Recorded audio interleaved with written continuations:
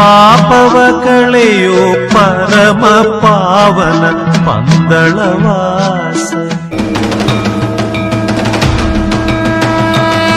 ಓಂ ಸ್ವಾಮಿಯೇ ಶರಣಮಯ್ಯಪ್ಪ. ಅರುಣಾಚಲೇಶ್ವರನೇ ಶರಣಮಯ್ಯಪ್ಪ. ಸ್ವಾಮಿ ಶರಣಂ. ಕೈಲಾಸವಾಸಿಯಾದ ಆ ಶಿವನ ಒಂದು ಅದ್ವಿತೀಯವಾದ ಕ್ಷೇತ್ರದಲ್ಲಿ ನಾವೀಗ ಆ ಭಗವಂತನೇ ಆ ಒಂದು ಪರ್ವತವಾಗಿರುವಂತಹ ಕ್ಷೇತ್ರದಲ್ಲಿ ನಾವು ಆ ಪರ್ವತವನ್ನು ಪ್ರದಕ್ಷಿಣೆ ಮಾಡ್ತಾ ಇದ್ದೀವಿ. ನಮ್ಮ ಕರ್ನಾಟಕದ ನೆರೆಯ ರಾಜ್ಯವಾದ ತಮಿಳುನಾಡಿನಲ್ಲಿ ಆ ಒಂದು ತಿರುವಣ್ಣಾಮಲೈ ಜಿಲ್ಲೆಯಲ್ಲಿ ಆ ತಿರುವಣ್ಣಾಮಲೈ ಅಣ್ಣಾಮಲೆಯಾಗಿ ಇರುವಂತಹ ಆ ಒಂದು ಶಿವನ ಕ್ಷೇತ್ರದ ಒಂದು ಅದ್ವಿತೀಯವಾದ 14 ಕಿಲೋಮೀಟರ್ನ ಗಿರಿವಲಂ ಅಂತ ಏನು ಹೇಳ್ತೀವಿ, ಆ ಪರ್ವತಕ್ಕೆ ಪ್ರದಕ್ಷಿಣೆ. ಯಾಕೆ ಆ ಪರ್ವತವನ್ನು ನಾವು ಶಿವ ಅಂತ ಅಂತೀವಿ ಅಂತಂದರೆ, ಇಲ್ಲಿ ನಮ್ಮ ಒಂದು ಪುರಾಣಗಳಲ್ಲಿ, ನಮ್ಮ ಒಂದು ದೈವಿಕ ರಹಸ್ಯಗಳಲ್ಲಿ ಬ್ರಹ್ಮ ಮತ್ತು ವಿಷ್ಣು ಯಾರು ಶ್ರೇಷ್ಠರು ಎಂಬ ಅವರಲ್ಲೇ ಒಂದು ಮಾತುಕತೆ ಬಂತಂತೆ. ಆವಾಗ ಇದನ್ನೆಲ್ಲ ಗಮನಿಸಿದಂತಹ ನಮ್ಮ ಮುಕ್ಕಣ್ಣ, ನಮ್ಮ ಅರುಣಾಚಲೇಶ್ವರ ಶಿವನು ಒಂದು ಅಗ್ನಿ ಸ್ತಂಭವಾಗಿ ನಿರ್ಮಾಣವಾಗಿ, ಇದನ್ನು ನೀವು ಮೂಲ ಮತ್ತು ಆದಿ ಮತ್ತು ಅಂತ್ಯವನ್ನು ಕಂಡುಹಿಡಿಯಿರಿ, ಆಗ ನಿಮ್ಮಲ್ಲಿ ಯಾರು ಶ್ರೇಷ್ಠ ಅಂತ ಹೇಳ್ತಾರೆ ಅಂತ ಹೇಳಿದ್ರು. ಆಗ ಈ ನಮ್ಮ ನಾರಾಯಣನು ವಿಷ್ಣುನು ವರಹಾರೂಪಿಯಾಗಿ ಪಾದವನ್ನು ಹುಡುಕಲಿಕ್ಕೆ, ಅಂದರೆ ಆ ಶಿವನ ಆ ಒಂದು ಅಂತ್ಯವನ್ನು, ಅಂದರೆ ಕೆಳಭಾಗಕ್ಕೆ ಹುಡುಕಲಿಕ್ಕೆ ಆ ಒಂದು ವರಾಹ ರೂಪಿಯಾಗಿ ಹೋದರು. ಮತ್ತು ಬ್ರಹ್ಮ ಹಂಸರೂಪಿಯಾಗಿ ಆ ಒಂದು ಆದಿಯನ್ನು ಹುಡುಕಲಿಕ್ಕೆ ಹೋದರು. ಇಬ್ಬರಿಗೂ ಕೂಡ ಆದಿಯೂ ದೊರಕಲಿಲ್ಲ, ಅಂತ್ಯವೂ ದೊರಕಲಿಲ್ಲ. ಆಗ ಬಂದು ಬ್ರಹ್ಮ ಮತ್ತು ವಿಷ್ಣು ಆ ಶಿವನಿಗೆ ನಮನಗಳನ್ನು ಸಲ್ಲಿಸಿ, ನಿನ್ನ ಆ ಒಂದು ಮಹಿಮೆಯನ್ನು ಬಲ್ಲವರಿಲ್ಲ, ಜಗತ್ತಿಗೆ ನೀನೇ ಆದಿ ಅಂತ್ಯವೂ ನೀನೇ ಅಂತ ಹೇಳಿದಾಗ, ಆ ಅಗ್ನಿಸ್ತಂಭವಾದಂತಹ ಆ ಒಂದು ಶಿವನಿರುವಂತಹ ಸ್ಥಳವೇ ತಿರುವಣ್ಣಾಮಲೆ. ಇದು 4 ಯುಗಗಳಲ್ಲಿ ಏನೇನಾಯಿತು, ಈಗ ಯಾಕೆ ಪರ್ವತ ಆಯಿತು ಅನ್ನೋದನ್ನು ಮುಂದಿನ ಒಂದು ವಿಭಾಗದಲ್ಲಿ ತಿಳಿಸ್ತೀವಿ. ಇದು ನಾವು ಗಿರಿವಲಂ ಹೋಗ್ತಿರುವಂತಹ ಪಾದೆ ನೋಡಿ. ಭಕ್ತರು ಯಾವ ರೀತಿ ಈಗ ಸರಿಸುಮಾರು ಇವತ್ತು ದಿನಾಂಕ 10/12/2024 ಮಂಗಳವಾರ ಮುಂಜಾನೆ 2 ಗಂಟೆಯ ಸಮಯ. ನಾವು 1 ಗಂಟೆಗೆ ಪ್ರಾರಂಭ ಮಾಡಿದ್ದೀವಿ. 1 ಗಂಟೆಗೆ ಬಸ್ ಸ್ಟ್ಯಾಂಡಿಗೆ ಬಂದು ಅಲ್ಲಿ ಸ್ನಾನ ಸಂಧ್ಯಾದಿಗಳನ್ನು ಮುಗಿಸಿ ಈಗ ನಡೆಯನ್ನು ಪ್ರಾರಂಭಿಸಿದ್ದೀವಿ. ಇನ್ನೂ 13 ಕಿಲೋಮೀಟರ್ ನಡಿಬೇಕು. ಇದು ಆ ಒಂದು ಗಿರಿಗೆ ಪ್ರದಕ್ಷಿಣೆ ಹಾಕುವಂತಹ ಮಹೋನ್ನತವಾದ ಕ್ಷೇತ್ರ ಅಗ್ನಿಲಿಂಗ. ಅಗ್ನಿಯಾಗಿ ಆ ಭಗವಂತ ಪಂಚಭೂತಗಳಲ್ಲಿ ಶಿವನು ಆ ಎಲ್ಲ 5 ಭಾಗದಲ್ಲಿ ಆ ಪಂಚಭೂತ ಅಂದರೆ ಭೂಮಿ, ಆಕಾಶ, ವಾಯು, ಜಲ ಮತ್ತು ಅಗ್ನಿಲಿಂಗವಾಗಿರುವಂತಹ ತಿರುವಣ್ಣಾಮಲೆಯ ಇಲ್ಲಿ ಬೆಟ್ಟವೇ ದೇವರಾಗಿರುವಂತಹ ಒಂದು ಮಹೋನ್ನತ ಕ್ಷೇತ್ರ. ಈ ಕ್ಷೇತ್ರದ ಮತ್ತಷ್ಟು ಮಾಹಿತಿಯನ್ನು ತಿಳಿಸ್ತೀವಿ. ಸ್ವಾಮಿ ಶರಣಂ. ತಿರುವಣ್ಣಾಮಲೆಯನ ಆ ಅರುಣಾಚಲೇಶ್ವರನ ಸನ್ನಿಧಾನದಲ್ಲಿ ಆ ಗಿರಿವನವನ್ನು ಮಾಡುವಂತಹ ಮಹಾ ಸೌಭಾಗ್ಯವನ್ನು ಕರುಣಿಸಿದವರು ನಮ್ಮ ಈ ಒಂದು ಕ್ಷೇತ್ರಕ್ಕೆ ಗುರುಸ್ವಾಮಿಗಳು ಮತ್ತು ತಮಿಳುನಾಡಿನ ಎಲ್ಲ ವಿಶೇಷ ಕ್ಷೇತ್ರಗಳನ್ನು ತಿಳ್ಕೊಂಡಿರುವಂಥವರು ನಮ್ಮ ರಾಮನಗರದ ಪೃಥ್ವಿರಾಜ್ ಸಂತ ಅವರ ಬಾಬಣ್ಣ ಅಂತ ನಾವು ಕರಿತೀವಿ. ಈಗ ನಾವು ಈ ಒಂದು ಹಾದಿಯಲ್ಲಿ ಹೋಗಬೇಕಾದ್ರೆ ಮತ್ತೊಂದು ಮಾಹಿತಿಯನ್ನು ನಾವು ತಿಳಿಸ್ಬೇಕು. ಈ ಒಂದು ಪುಣ್ಯ ಕ್ಷೇತ್ರದಲ್ಲಿ ಸರಿಸುಮಾರು 360 ತೀರ್ಥಕ್ಷೇತ್ರಗಳಿದ್ದು ಆ ದೇವಾಲಯದ ಒಳಗೆ, ಹೊರಗೆ ಮತ್ತು ಬೆಟ್ಟದ ತಪ್ಪಲಿನಲ್ಲಿ ಆಸುಪಾಸಿನಲ್ಲಿ 360 ತೀರ್ಥಗಳಿದೆ. ಅದರಲ್ಲಿ ಒಂದು ಬಹುಮುಖ್ಯವಾದದ್ದು ಅಗ್ನಿತೀರ್ಥ, ಬ್ರಹ್ಮತೀರ್ಥ. ಇಂತಹ ತೀರ್ಥಗಳ ಒಂದು ಪವಿತ್ರ ಕ್ಷೇತ್ರದ ನೆಲದಲ್ಲಿ ನಾವಿದ್ದೀವಿ. ಇದು ತಮಿಳುನಾಡಿನ ತಿರುವಣ್ಣಾಮಲೈನ ಮತ್ತೊಂದು ಗಿರಿವನಂ ಕ್ಷೇತ್ರ. ಈ ಗಿರಿವನಂದಲ್ಲಿ ನೋಡಿ, ಹಿಂದೆ ಪಾದಯಾತ್ರಿಗಳು ಯಾವ ರೀತಿ ನಡ್ಕೊಂಬರ್ತಾ ಇದ್ದಾರೆ. ಈಗ ಇದೇ ಡಿಸೆಂಬರ್ 13ರಂದು ಇಲ್ಲಿ ಕಾರ್ತಿಕ ದೀಪಂ, ಅದರ ಮಾಹಿತಿಯನ್ನು ಕೂಡ ಮುಂದೆ ತಿಳಿಸ್ತಾ ಹೋಗ್ತೀವಿ. ಸ್ವಾಮಿ ಶರಣಂ.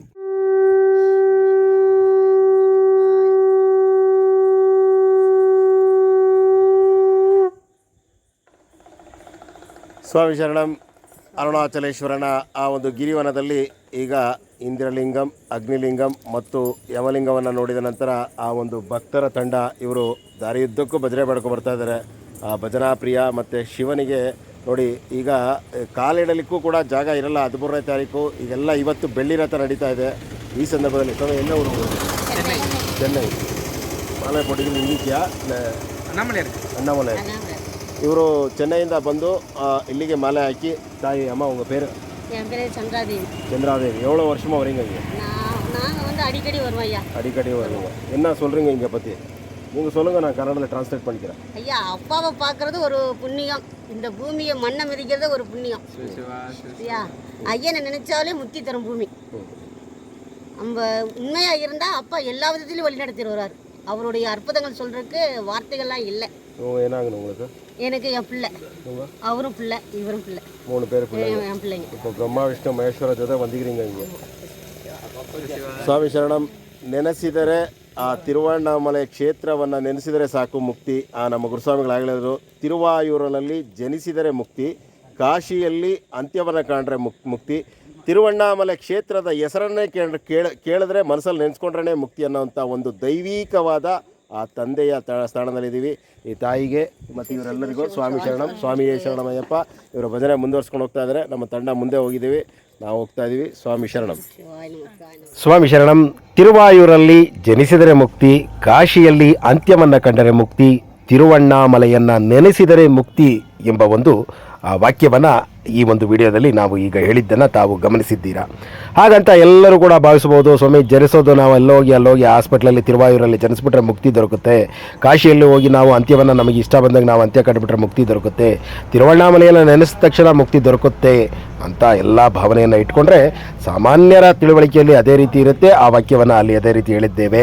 ಆದರೆ ನಾವು ಮುಕ್ತಿಗಾಗಿ ಆ ಭಗವಂತನ ತಿರುವಣ್ಣಾಮಲೆಯಲ್ಲಿ ನಮ್ಮ ಮನವಿಯನ್ನು ಸಲ್ಲಿಸಿದರೆ ಆ ಭಗವಂತ ಶಿವನು ನಮ್ಮ ಕರ್ಮಫಲಗಳನ್ನು ಲೆಕ್ಕಾಚಾರ ಮಾಡಿ ಇವರ ಕರ್ಮಫಲಗಳು ಮತ್ತು ಈ ಒಂದು ಬಾಹ್ಯ ಜೀವನದ ಆ ಒಂದು ಲೌಕಿಕ ಜೀವನದ ಎಲ್ಲ ಬಾಂಧವ್ಯಗಳನ್ನು ತೊರೆದುಕೊಳ್ಳಲು ಈ ಸ್ವಾಮಿ ಅರ್ಹನಾಗಿದ್ದಾನೆ ಅಥವಾ ಅರ್ಹಳಾಗಿದ್ದಾಳೆ ಎಂದು ಭಾವಿಸಿದಾಗ ಆ ಭಗವಂತ ತಿರುವಣ್ಣಾಮಲೆಯ ಅರುಣಾಚಲೇಶ್ವರ ನಮ್ಮನ್ನು ಮುಕ್ತಿಗಾಗಿ ಆತ ನೆನೆಸಿದಾಗ ಮುಕ್ತಿ ದೊರಕುತ್ತೆ ಅನ್ನೋದು ಸತ್ಯ. ಸ್ವಾಮಿ ಶರಣಂ.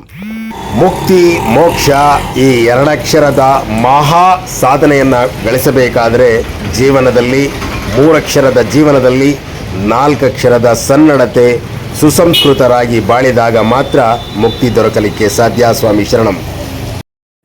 ಸ್ವಾಮಿಯೇ ಶರಣಮಯ್ಯಪ್ಪ. ಅರುಣಾಚಲೇಶ್ವರನ ಆ ಒಂದು ತಿರುವಣ್ಣಾಮಲೆ ಕ್ಷೇತ್ರದ ಮತ್ತೊಂದು ಮಹೋನ್ನತವಾದ ಗಿರಿವಲಂ ಅಂದರೆ ಆ ಒಂದು ಏನು ನಾವು ಆ ಬೆಟ್ಟವನ್ನು ಪ್ರದಕ್ಷಿಣೆ ಮಾಡ್ತಾ ಇದ್ದೀವಿ, ಅಲ್ಲಿರುವಂತಹ ಮತ್ತೊಂದು ಕ್ಷೇತ್ರ ಇದು ತಿರುನೇರ್ ಅಣ್ಣಾಮಲಯಾರ್. ಅಂದರೆ ತಿರುನೇರ್ ಅಣ್ಣಾಮಲಯಾರ್ ಅಂದರೆ ಆ ಅರುಣಾಚಲೇಶ್ವರನಿರುವಂತಹ ಆ ದೇವಾಲಯ. ಆ ಕಡೆ ತೋರಿಸ್ತೀನಿ. ಆ ದೇವಾಲಯ ಇಲ್ಲಿಗ ಕತ್ತಲಲ್ಲಿ ನಮ್ಗೆ ಕಾಣಿಸ್ತಾ ಇಲ್ಲ. ಆ ರಾಜಗೋಪುರದ ನೇರವಾಗಿರುವಂತಹ ತಿರುನೇರ್ ಅಣ್ಣಾಮಲಯಾರ್ ಅಂದರೆ ಅಲ್ಲಿ ನೇರವಾಗಿ ಆ ಭಗವಂತ ಇಲ್ಲಿ ದರ್ಶನ ಕೊಡ್ತಾ ಇದ್ದಾರೆ. ಇಲ್ಲಿ ಆ ಮತ್ತೊಂದು ಮಹೋನ್ನತವಾದ ವಿಚಾರ ನಾವು ಆಗಲೇ ಪ್ರಾರಂಭದಲ್ಲಿ ಹೇಳಿದ್ದು, 4 ಯುಗದಲ್ಲಿ 4 ರೀತಿ ಆ ಒಂದು ತನ್ನ ದರ್ಶನವನ್ನು ನೀಡಿರುವಂತಹ ಆ ಒಂದು ಶಿವನು ಕೃತಾಯುಗದಲ್ಲಿ ಆ ಬ್ರಹ್ಮ ವಿಷ್ಣುವಿನ ಭ್ರಮೆಯನ್ನು ನಿವಾರಿಸಲಿಕ್ಕಾಗಿ ಆ ಒಂದು ಅಗ್ನಿ ಸ್ತಂಭವಾದರೆ, ತ್ರೇತಾಯುಗದಲ್ಲಿ ಮಾಣಿಕ್ಯದ ಬೆಟ್ಟವಾಗಿ, ಮತ್ತು ದ್ವಾಪರಾಯುಗದಲ್ಲಿ ಚಿನ್ನದ ಬೆಟ್ಟವಾಗಿ, ಈ ಕಲಿಯುಗದಲ್ಲಿ ಈ ಪರ್ವತದ ಆ ಒಂದು ಕಲ್ಲಿನ ಆ ರೂಪದಲ್ಲಿ ನಮಗೆ ಸಾಕ್ಷಾತ್ಕರಿಸುತ್ತಿದ್ದಾರೆ. ಆ ನಮಃ ಶಿವಾಯ ಅರುಣಾಚಲೇಶ್ವರ. ಇಲ್ಲಿ ಸಾಧು ಸಂತರ ಒಂದು ನೆಲೆಬೀಡು. ಈ ಸಾಧು ಸಂತರ ದಾರಿಯುದ್ದಕ್ಕೂ ಇದ್ದಾರೆ. ಇಲ್ಲಿ ಕೋಟ್ಯಾಂತರ ಸಾಧು ಸಂತರ ಜೀವ ಸಮಾಧಿಯು ಕೂಡ ಈ ಒಂದು ಬೆಟ್ಟದ ತಪ್ಪಲಿನಲ್ಲಿದೆ. ಇದು ಸಿದ್ಧ ಪುರುಷರ ಒಂದು ಮಹನೀಯವಾದ ದೈವಿಕ ತಾಣ.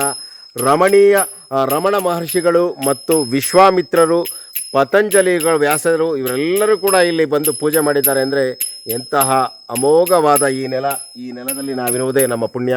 ಸ್ವಾಮಿ ಶರಣಂ.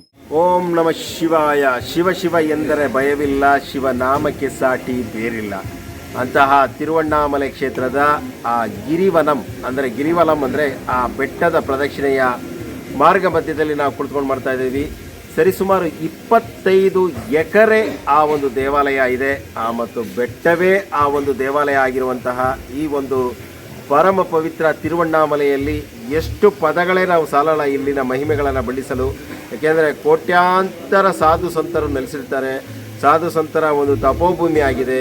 ನಾವು ದಾರಿಯುದ್ದಕ್ಕೂ ನೋಡ್ಕೊಂಡು ಬರ್ತಾ ಇದ್ದೀವಿ. ಬ್ರಾಹ್ಮಿ ಮುಹೂರ್ತದಲ್ಲಿ ಧ್ಯಾನವನ್ನು ಮಾಡುತ್ತಾ ಎಲ್ಲಿ ನೋಡಿದ್ರೂ ಕೂಡ ಶಿವ ಶಿವ ಅರುಣಾಚಲೇಶ್ವರ ಅಂತ ಹೇಳ್ತಾ ಇರ್ತಾರೆ. ಇಂತಹ ಕ್ಷೇತ್ರದಲ್ಲಿ ಎಲ್ಲ ಪಾದಯಾತ್ರೆ ಮಾಡ್ತಾ ಇದ್ದಾರೆ. ಈ ಒಂದು ಬೆಟ್ಟವೇ ಆ ಒಂದು ಶಿವನ ಒಂದು ಪ್ರತೀಕವಾಗಿರುವಂತಹ ಈ ತಿರುವಣ್ಣಾಮಲೆಗೆ ತಾವು ಕೂಡ ಒಮ್ಮೆ ಬಂದು ತಮ್ಮ ಆ ಒಂದು ಅಭಿಲಾಷೆಗಳನ್ನು ಆ ಭಗವಂತನಲ್ಲಿ ನಾವೇನು ಬೇಕಾಗಿಲ್ಲ, ನಾವೇನು ಬಿಡೋದು ಬೇಕಾಗಿಲ್ಲ, ನಮ್ಮ ಆಸೆ ಪಾಸೆಗಳನ್ನೆಲ್ಲ ಆ ಧ್ವಜಸ್ತಂಭದ ಬಳಿಯಲ್ಲೇ ಬಿಟ್ಬಿಟ್ರೆ ಅದನ್ನು ನಮ್ಮ ಭಗವಂತ ನಮಗೇನು ಗೊತ್ತೋ ಅದನ್ನು ಕೊಟ್ಟೇ ಕೊಡ್ತಾರೆ ಅನ್ನೋದಕ್ಕೆ ಎಲ್ಲವನ್ನ ಬಿಟ್ಟು ಆ ಭಗವಂತನ ಧ್ಯಾನವನ್ನು ಮಾಡಿದ್ರೆ ಸಾಕು, ಆ ಕ್ಷಿಪ್ರ ಪ್ರಸಾದವಾಗಿ ವರವನ್ನು ಕೊಡುವಂತಹ ಶಿವ ಬೇಡಿದ್ದನ್ನು ತಕ್ಷಣ ನೀಡ್ತಾರಂತೆ. ಅಂತಹ ಶಿವನ ಕ್ಷೇತ್ರದ ಮಹೋನ್ನತವಾದ ದೈವಿಕ ತಾಣ ತಿರುವಣ್ಣಾಮಲೈ. ಇಲ್ಲಿ ಮತ್ತೊಂದು ವಿಚಾರ, ಅರುಣಾಚಲೇಶ್ವರ ಅಂತ ಯಾಕೆ ಹೆಸರು ಬಂತು ಅಂದರೆ, ಸಂಸ್ಕೃತದಲ್ಲಿ ಅರುಣ ಅಂದರೆ ಕೆಂಪು, ಅಚಲ ಅಂದರೆ ಬೆಟ್ಟ, ಅಂದರೆ ಚಲಿಸದೇ ಇರುವಂಥದ್ದು. ಆ ಕೆಂಪು ಬೆಟ್ಟದಲ್ಲಿರುವಂತಹ ದೈವವೇ ಅರುಣಾಚಲೇಶ್ವರ. ಅರುಣಾಚಲೇಶ್ವರ ಅನ್ನೋದಕ್ಕೆ ಅರುಣ ಅಚಲ ಆ ಎರಡೂ ಸೇರಿಸಿದರೆ ಅರುಣಾಚಲೇಶ್ವರ. ಅದುವೇ ಕೆಂಪು ಬೆಟ್ಟ ಅಂದರೆ ನೀವು ಆಗಲೇ ಗಮನಿಸಿರಬೇಕು, ಆ ಒಂದು ಬೆಂಕಿಯ ಪ್ರತೀಕವಾಗಿ, ಆ ಒಂದು ಬೆಂಕಿಯ ಸ್ತಂಭವಾಗಿ, ಆ ನಂತರ ಮಾಣಿಕ್ಯವಾಗಿ, ಚಿನ್ನದ ಬೆಟ್ಟವಾಗಿ, ಈಗ ಕಲ್ಲಿನ ಬೆಟ್ಟದಲ್ಲಿ ನೆಲೆ ನಿಂತಿರುವ ಆ ಶಿವನ ಪಾದಾರವಿಂದಗಳಿಗೆ ನಮೋ ನಮಃ. ಸ್ವಾಮಿಯೇ ಶರಣಮಯ್ಯಪ್ಪ. ಸ್ವಾಮಿ ಶರಣಂ. ತಿರುವಣ್ಣಾಮಲೈನ ಗಿರಿವನಂ ಕ್ಷೇತ್ರದಲ್ಲಿ ಶ್ರೀರಾಮನ ಪಾದವನ್ನು ತಾವೀಗ ನೋಡ್ತಾ ಇದ್ದೀರಾ. ಈ ಪಾದವನ್ನು ನೋಡುವುದರ ಜೊತೆಗೆ ಇಲ್ಲಿ ಆ ತಿರುಪತಿ ಬಾಲಾಜಿಯ ಒಂದು ವೇಣುಗೋಪಾಲನ್ನು ಕೂಡ ನೋಡ್ಬೋದು. ಕತ್ತಲಿನಲ್ಲಿ ಆ ಒಂದು ಎಷ್ಟರ ಮಟ್ಟಿಗೆ ಸಾಧ್ಯವೋ ಅಷ್ಟು ನೋಡೋದಕ್ಕೆ ಪ್ರಯತ್ನ ಮಾಡಿ. ಮತ್ತು ಇಲ್ಲಿ ಹಲವಾರು ದೇವತೆಗಳ ಒಂದು ಇದಿದೆ. ಶಿವಮಯಂ, ಎಲ್ಲವೂ ಶಿವಮಯನೇ ಇದೆ. ಇದು ಪಂಚಲಿಂಗೇಶ್ವರನಾಗಿ, ಆ ಪಂಚಶಿವನಾಗಿ ಇಲ್ಲಿ ಆರಾಧ್ಯವಾಗಿರುವಂತಹ ಶ್ರೀರಾಮರು ನೆಲೆಸಿರುವಂತಹ ಆ ಒಂದು ದೈವಿಕ ತಾಣ ಇದು. ಓಂ ನಮಃ ಶಿವಾಯ ಅಂತ ಇಲ್ಲಿ ಎಲ್ಲ ಕತ್ತಲೆ ಇದೆ, ಏನೂ ಕಾಣಿಸ್ತಾ ಇಲ್ಲ. ಈಗ ಸರಿಸುಮಾರು 3 ಗಂಟೆ 30 ನಿಮಿಷ. ಇಲ್ಲಿ ಕಾಲಭೈರವರು ಇದ್ದಾರೆ. ಮತ್ತು ಇಲ್ಲಿ ಸಿದ್ಧಿಪುರುಷರು ಹೆಚ್ಚಾಗಿರುವಂತಹ ಒಂದು ದೈವಿಕ ತಾಣ ಶ್ರೀರಾಮ ಪಾದಂ ಅಂತ ನೀವೇನು ಬೋರ್ಡ್ ನೋಡ್ತಾ ಇದ್ದೀರಾ. ಇಲ್ಲಿ ಆ ಒಂದು ಇದೆ ಗಿರಿವನ ಮಾದಿಯಲ್ಲಿ ನಾವೀಗ ಕುಳಿತಿದ್ದೀವಿ. ನಮ್ಮ ಗುರುಸ್ವಾಮಿಗಳು ಇಲ್ಲಿ ಅವರು ಸ್ನೇಹಿತರೆಲ್ಲ ಅಲ್ಲಿ ಟೀ ಕುಡಿತಾ ಇದ್ದಾರೆ. ಅದಕ್ಕೆ ಅವರು ಕೆಲ ಕಾಲ ವಿಶ್ರಮಿಸ್ತಾ ಇದ್ದಾರೆ. ಇಲ್ಲಿ ದಾರಿ ಉದ್ದಕ್ಕೂ ಕೂಡ ಸಿದ್ಧಿಪುರುಷರು ನೀವು ನೋಡ್ಬೋದು. ಆ ಉದ್ದದಲ್ಲಿ ಎಲ್ಲಿ ಅಂದರೆ ದಾರಿ ಉದ್ದಕ್ಕೂ ಮಲಗಿದ್ದಾರೆ. ಸ್ವಾಮಿ ಶರಣಮಯ್ಯಪ್ಪ. ತಿರುವಣ್ಣಾಮಲೈ ಆ ಒಂದು ಪರ್ವತದ ಆ ಒಂದು ಬೆಟ್ಟದ ಪ್ರದಕ್ಷಿಣೆ ಗಿರಿವಲಮ್ಮನ್ನು ಕೊನೆಯ ಒಂದು ಭಾಗದಲ್ಲಿ ನಾವಿದ್ದೀವಿ. ಈಶಾನ್ಯ ಲಿಂಗಂ 8 ಲಿಂಗಗಳನ್ನು ನೋಡಿಕೊಂಡು ಆ ಒಂದು ಅಂತಿಮ ಘಟ್ಟಕ್ಕೆ ಬಂದಿದ್ದೀವಿ. ಈಗ ಆ ಅರುಣಾಚಲೇಶ್ವರನ ದರ್ಶನಕ್ಕಾಗಿ ತೆರಳಬೇಕು. ಅದಕ್ಕೂ ಮೊದಲು ಆ ಅರುಣಾಚಲೇಶ್ವರನ ಗೋಪುರಗಳು ಯಾಕೆ ಆ ಒಂದು ವರ್ಣರಂಜಿತವಾಗಿಲ್ಲ, ಅದಕ್ಕೆ ಕಾರಣ ಏನು ಅನ್ನೋದಕ್ಕೆ ನಮ್ಮ ಗುರುಸ್ವಾಮಿಗಳು ಒಂದು ಕಾರಣ ಹೇಳಿದ್ರು. ಅದನ್ನು ತೋರಿಸ್ತೀವಿ ಬನ್ನಿ. ಈಗ ಈಶಾನ್ಯ ಲಿಂಗವನ್ನು ನೋಡಿಕೊಂಡು ಈ ಒಂದು ಪಾದಯಾತ್ರಿಗಳೆಲ್ಲ ವಿಶ್ರಮಿಸ್ತಾ ಇದ್ದಾರೆ. ಆ ಒಂದು ಗೋಪುರ ನೀವು ಅಲ್ಲಿ ನೋಡ್ತಾ ಇದ್ದೀರಾ. ಅಮ್ಮಣಿ ಅಮ್ಮನ್ ಅಂತ, ಆ ಒಂದು ಅಮ್ಮಣಿ ಅಮ್ಮನ್ ಅಂತ ಏನು ಅದರ ಒಂದು ಇಲ್ಲಿ ಎಲ್ಲ ಸಿದ್ಧರ ಪೀಠಗಳನ್ನು, ಅಂದರೆ ಇಲ್ಲಿ ಒಂದು ಯಾರು ತಪಸ್ಸನ್ನು ಮಾಡಿ ಧ್ಯಾನವನ್ನು ಮಾಡಿ ಆ ಒಂದು ಪೀಠದಲ್ಲಿ ಜೀವ ಸಮಾಧಿಗಳನ್ನಾಗುವಂತಹ ಒಂದು ಸಿದ್ಧರ ಒಂದು ತಪೋವನ ಅಂತಂದರೆ ತಪ್ಪಾಗಲಾರದು. ಇದು ತಿರುವಣ್ಣಾಮಲೆ, ಇದು ಅಮ್ಮಣಿ ಅಮ್ಮನ್. ಈ ಒಂದು ದೇವಾಲಯಕ್ಕೆ ರಾಜಗೋಪುರವನ್ನು ನಿರ್ಮಿಸಲು ಈ ತಾಯಿ ಪ್ರಯತ್ನ ಮಾಡಿ ಎಲ್ಲ ರಾಜರುಗಳ ಹತ್ರನೂ ಕೇಳಿದ್ರು. ಆ ರಾಜರುಗಳು ಕೂಡ ಯಾವುದೇ ಒಂದು ಅವರಿಗೆ ಆ ಒಂದು ಮನವಿಗೆ ಪುರಸ್ಕರಿಸ್ತಾ ಇದ್ದಾಗ ಆ ತಾಯಿ ಆ ಗೋಪುರವನ್ನು ಹೇಗಾದರೂ ನಿರ್ವಹಿಸಬೇಕು ಅಂತ ಅಂದ್ಬಿಟ್ಟು ಯಾರು ಏನೇ ಕೇಳಿದ್ರು ನಿಮ್ಮ ಮನೇಲಿ ಏನಿದೆ ಅದನ್ನು ಕೇಳಿ ಅಂತ ಹೋಗಿ ಒಂದು ಭಸ್ಮವನ್ನು ಕೊಟ್ಟು ನಿಮ್ಮ ಮನೇಲಿ ಏನೂ ಇಲ್ವಾ, ಹೋಗಿ ಅಲ್ಲಿರುತ್ತೆ ದುಡ್ಡು ಅಂತ ಹೇಳಿದ್ರೆ ಅಷ್ಟಿದ್ದಾಗ ಆ ಒಂದು ಏನು ಅವರಿಗೆ ಯಾರೋ ಒಂದು ನೊಂದ್ಕೊಂಡು ಬಂದವರಿಗೆ ಬೇಡಿದ್ದನ್ನು ಕರುಣಿಸುವಂತಹ ಭಸ್ಮವನ್ನು ಕೊಟ್ಟು ನಿಮ್ಮ ಮನೆಯಲ್ಲಿ ಒಂದು ಸ್ವರ್ಣ ಇರುತ್ತೆ, ಚಿನ್ನ ಇರುತ್ತೆ, ಬೆಳ್ಳಿ ಇರುತ್ತೆ, ಅದನ್ನು ಒಳ್ಳೆಯದಕ್ಕೆ ಬಳಸ್ಕೊಳ್ಳಿ ಅಂತ ಹೇಳಿದಾಗ ಆ ಒಂದು ಶಕ್ತಿಯಿಂದ ಆ ಜನಗಳು ಪ್ರೇರೇಪಿತರಾಗಿ ಆ ಗೋಪುರವನ್ನು ನಿರ್ಮಾಣ ಮಾಡಲಿಕ್ಕೆ ಈ ಅಮ್ಮಣಿ ಅಮ್ಮನ್ ಜೀವಸಮಾಧಿ, ಈ ಜೀವಸಮಾಧಿಯೇ ಆ ಒಂದು ಗೋಪುರಕ್ಕೆ ಅದಕ್ಕಾಗಿ ವರ್ಣಗಳನ್ನೇ ಹಚ್ಚಿಲ್ಲ. ಆ ತಾಯಿಯ ನೆನಪಿನಲ್ಲಿ ಆ ತಿರುವಣ್ಣಾಮಲೈ ರಾಜಗೋಪುರಗಳ ಒಂದು ನಿರ್ಮಾಣ. ಸ್ವಾಮಿ ಶರಣಂ. ಈಗ ಅರುಣಾಚಲೇಶ್ವರನ ದರ್ಶನಕ್ಕೆ ಹೋಗ್ತಾ ಇದ್ದೀವಿ. ತಾವುಗಳು ಸಕುಟುಂಬ ಪರಿವಾರ ಸಮೇತ ಬಂದು ಆ ತಿರುವಣ್ಣಾಮಲೈನ ಆ ಒಂದು ಮಣ್ಣಿನ ಸ್ಪರ್ಶವನ್ನು ಮಾಡಿದರೆ ಸಾಕು, ಮುಕ್ತಿ ದೊರಕುತ್ತೆ. ಆ ತಿರುವಣ್ಣಾಮಲೈ ಆ ಅರುಣಾಚಲೇಶ್ವರನ ಮನಸ್ಸಲ್ಲಿ ನೆನೆಸ್ಕೊಂಡ್ರೆ ಸಾಕು, ಮುಕ್ತಿಗೆ ಮಾರ್ಗ ದೊರಕುತ್ತೆ ಅನ್ನೋ ಒಂದು ಮಹೋನ್ನತವಾದ ನಂಬಿಕೆಯಲ್ಲಿ, ಶಕ್ತಿಯಲ್ಲಿ ಇದ್ದಾರೆ. ಆ ಸ್ಮಶಾನವಾಸಿಯಾದ ಶಿವನ ಆ ಒಂದು ಗಿರಿವನ ಸುತ್ತಲೂ ಕೂಡ ಆ ಒಂದು ರುದ್ರಭೂಮಿಯೇ ಇದೆ. ಯಾಕೆಂದರೆ ಆ ಸಿದ್ಧರಾಗಿ ಬರೋರು, ತಪಸ್ಸಿರೋರು, ಧ್ಯಾನ ಇರೋರು, ಅವರು ತಮ್ಮ ಅಂತ್ಯವನ್ನು ಇಲ್ಲಿ ಶಿವನಲ್ಲಿ ಲೀನಲಾಗಬೇಕು ಅಂತ ಬಂದಾಗ, ಆ ಶಿವನಲ್ಲಿ ಲೀನ ಆದಾಗ ಅವರಿಗೆ ಅಲ್ಲಿಯೇ ಒಂದು ಸಮಾಧಿಯನ್ನು ಕಟ್ಟಿ ಅವರನ್ನು ಒಂದು ಆ ಶಿವನ ಒಂದು ಕ್ಷೇತ್ರದಲ್ಲಿ ಇರುವಂಥ ಮಾಡಿದ್ದಾರೆ. ಇದು ತಪೋವನ ಮತ್ತು ಆ ಶಿವನ ವನ. ಏನು ಬೇಕಾದರೂ ನಿಮ್ಮ ಮನಸ್ಸಿಗೆ ಒಂದು ನೆಮ್ಮದಿ ಮತ್ತು ಶಾಂತಿಯನ್ನು ಕರುಣಿಸುವಂತಹ ಒಂದು ಮಹೋನ್ನತವಾದ ಮುಕ್ತಿಯ ಕ್ಷೇತ್ರ ನಮ್ಮ ಶಿವನ ಆ ಒಂದು ಅಗ್ನಿ ಕ್ಷೇತ್ರ ಅರುಣಾಚಲ ಕ್ಷೇತ್ರ. ಈಗ ಸನ್ನಿಧಾನಕ್ಕೆ ಹೋಗ್ತಾ ಇದ್ದೀವಿ. ಅಲ್ಲಿ ವಿಡಿಯೋ ಚಿತ್ರೀಕರಿಸಲಿಕ್ಕೆ ಸಾಧ್ಯ ಆದರೆ ಚಿತ್ರೀಕರಿಸ್ತೀವಿ, ಇಲ್ಲಾಂದರೆ ಹೊರಗಡೆ ವಿಡಿಯೋ ಚಿತ್ರೀಕರಿಸಿ ನಿಮಗೆ ತೋರಿಸ್ತೀವಿ. ಸ್ವಾಮಿ ಶರಣಂ, ಸ್ವಾಮಿ ಶರಣಮಯ್ಯಪ್ಪ. ಇದು ತಿರುವಣ್ಣಾಮಲೈನ ಅರುಣಾಚಲೇಶ್ವರನ ಒಂದು ದೈವಿಕ ಗಿರಿವನಂ, ಅಂದರೆ ಆ ಒಂದು ಪರ್ವತದ ಆ ಒಂದು ಕ್ಷೇತ್ರದ ಆ ಒಂದು ಪ್ರದಕ್ಷಿಣೆಯ ವಿಡಿಯೋ ಮತ್ತು ಜೊತೆಗೆ ಆ ಕ್ಷೇತ್ರದ ಮಾಹಿತಿ. ಈ ಮಾಹಿತಿಯಲ್ಲಿ ಏನಾದರೂ ಲೋಪದೋಷಗಳಿದ್ದರೆ ತಿದ್ದಿ ತೀಡಿ ಕ್ಷಮಿಸಿ, ಎಷ್ಟು ಸಾಧ್ಯವೋ ಅಷ್ಟು ತಿಳಿಸಲಿಕ್ಕೆ ಪ್ರಯತ್ನ ಮಾಡಿದ್ದೀವಿ. ನಾವು ಮಧ್ಯರಾತ್ರಿ 2 ಗಂಟೆಗೆ ಪ್ರಾರಂಭ ಮಾಡಿ ಈಗ ಸರಿಸುಮಾರು 5 ಗಂಟೆ 40 ನಿಮಿಷ ಆಗಿದೆ. ಈಗ ಸನ್ನಿಧಾನದತ್ತ ತೆರಳುತ್ತಾ ಇದ್ವಿ. ನನಗಿಂತ ಕಿರಿಯವನು ಯಾರಿಲ್ಲ. VSS ಮೀಡಿಯಾ ಯೂಟ್ಯೂಬ್ ಚಾನಲ್ ಹಾಗೂ ಮಣಿಕಂಠನ ಮಹಿಮೆ ಫೇಸ್ಬುಕ್ ಪೇಜ್ಗಾಗಿ ತಿರುವಣ್ಣಾಮಲೆಯಿಂದ TS ಕಣ್ಣನ್, ರಾಮನಗರ. ಇಷ್ಟು ಮಾಹಿತಿಯನ್ನು ನಮಗೆ ತಿಳಿಸ್ಬೇಕು ಅಂದರೆ ಈ ನಮ್ಮ ಬಾಬು ಸ್ವಾಮಿಗಳು ಇವರೇ ಮುಖ್ಯ. ಇವರೆಲ್ಲ ಹೇಳಿದ್ರು. ಇವರು ತಮಿಳಲ್ಲಿ ಒಂದೆರಡು ಮಾತಾಡ್ತಾರೆ. ಸ್ವಾಮಿ ಶರಣಂ ಸ್ವಾಮಿ சொல்லுங்க திருவண்ணாமலை பற்றி. அண்ணாமலையானுக்கரோ இந்த அருணாச்சலேஸ்வரர் திருவண்ணாமலைங்கிறது அக்னி, அதாவது நெருப்பு சம்பந்தப்பட்ட ஒரு ஸ்தலமாகும். பஞ்சபூதத்தில் இந்த அண்ணாமலை வந்து ரொம்ப விசேஷமான ஒரு தலம். நீங்கள் இருந்த இடத்துல நினச்சி அந்த அண்ணாமலையை நினச்சாலே உங்களுக்கு முக்தி கொடுப்பான். ஒவ்வொரு கிழமையும் ஒவ்வொரு நாளைக்கும் ஒவ்வொரு விதமான ஒரு கிரிவலம் வரலாம். உங்கள் மனசில் என்ன குறைகள், கடன் நிவர்த்தி ஆகணும் அப்படின்னா செவ்வாய்க்கிழமை வாங்க. திருமண தடையா வெள்ளிக்கிழமை வாங்க. ராகு கேது பரிகாரமாக சனிக்கிழமை வாங்க. இந்த மாதிரி வியாபார விருத்தியாக ஞாயிற்றுக்கிழமையில் வாங்க. இந்த மாதிரி ஒவ்வொரு கிழமையிலையும் ஒவ்வொரு மாதிரி வந்து கிரிவலம் வந்தீங்கன்னா இந்த அருணாச்சலேஸ்வரர் 2-3 வாட்டி கிரிவலம் வந்ததுமே உங்களுக்கு ஒரு நல்ல பலனை காட்டுவார். எல்லாரும் கிரிவலம் வரணும். எல்லாரும் அந்த அண்ணாமலையான நினைச்சு ಅಣ್ಣಾಮಲಯಾನಕ್ಕೆ ಅರೋಹರ. ಸ್ವಾಮಿ ಶರಣಂ ಇವರ ಒಂದು ತಮಿಳಿನ ಆ ಒಂದು ಏನಂದರೆ, ನಿಮಗೆ ಸಾಲಬಾಧೆ ಆದರೆ ಮಂಗಳವಾರ ಬಂದು ಈ ಗಿರಿವನವನ್ನು ಮಾಡಿ. ಮತ್ತು ಪುತ್ರ ಸೌಕನ್ಯಗಳೇ ಅಂದರೆ ಶುಕ್ರವಾರ ಕಲ್ಯಾಣ, ಮದುವೆ ಆಗದೆ ಇದ್ದರೆ ಶುಕ್ರವಾರ, ಕಲ್ಯಾಣ ಪುತ್ರ ಶನಿವಾರ ಮಕ್ಕಳಾಗಬೇಕು ಅಂದರೆ, ರಾಹು ಕೇತುಗೆ ಶನಿವಾರ, ಮತ್ತು ನಿಮ್ಮ ವ್ಯಾಪಾರ ಅಭಿವೃದ್ಧಿ ಆಗಬೇಕು ಅಂದರೆ ಭಾನುವಾರ.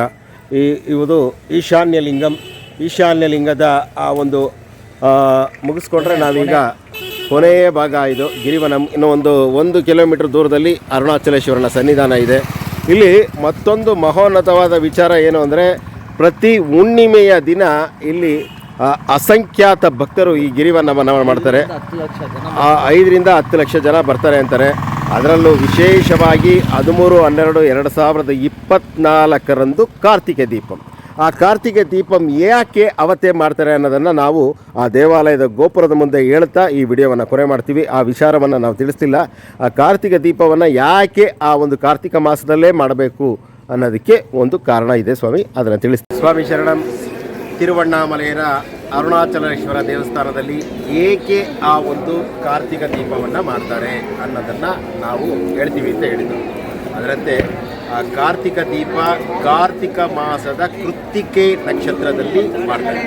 ಯಾಕೆ ಕೃತ್ತಿಕೆ ನಕ್ಷತ್ರದಲ್ಲಿ ಮಾಡ್ತಾರೆ ಅಂದರೆ, ನಾವು ಪ್ರಾರಂಭದಲ್ಲಿ ಹೇಳಿದಂತೆ ಆ ಬ್ರಹ್ಮ ವಿಷ್ಣುವಿನ ಆ ಭ್ರಮೆಯನ್ನು ಹೋಗಿಸಿದ ದಿನ ಆ ಕೃತ್ತಿಕ ನಕ್ಷತ್ರ. ನಮ್ಮ ಸೌರಮಾನ ಪಂಚಕದ ಪ್ರಯುಕ್ತ ಕಾರ್ತಿಕ ಕೃತಿಕೆ ನಕ್ಷತ್ರ ಡಿಸೆಂಬರ್ 13 ಬರುತ್ತೆ. ಡಿಸೆಂಬರ್ 13-12-2024 ಕಾರ್ತಿಕ ದೀಪ. ಮೊದಲಿಗೆ ಆ ಸನ್ನಿಧಾನದಿಂದ ಬೆಳಿಗ್ಗೆ ಮುಂಜಾನೆ 3 ಗಂಟೆಗೆ ಭರಣಿ ದೀಪವನ್ನು ತಂದು ಆ ಭಗವಂತನ ಸನ್ನಿಧಾನದ ಮುಂಭಾಗದಲ್ಲಿ ಇಡ್ತಾರೆ. ಮತ್ತು ಸಂಜೆ 6 ಗಂಟೆಯ ನಂತರ ಆ ಒಂದು ಕಾರ್ತಿಕ ದೀಪವನ್ನು ಆ ಪರ್ವತದಲ್ಲಿ ಆ ಒಂದು 11 ದಿನಗಳ ಕಾಲ ಆ ಕಾರ್ತಿಕ ದೀಪವನ್ನು ಇದನ್ನು ಉರಿಸ್ತಾ ಇರ್ತಾರೆ.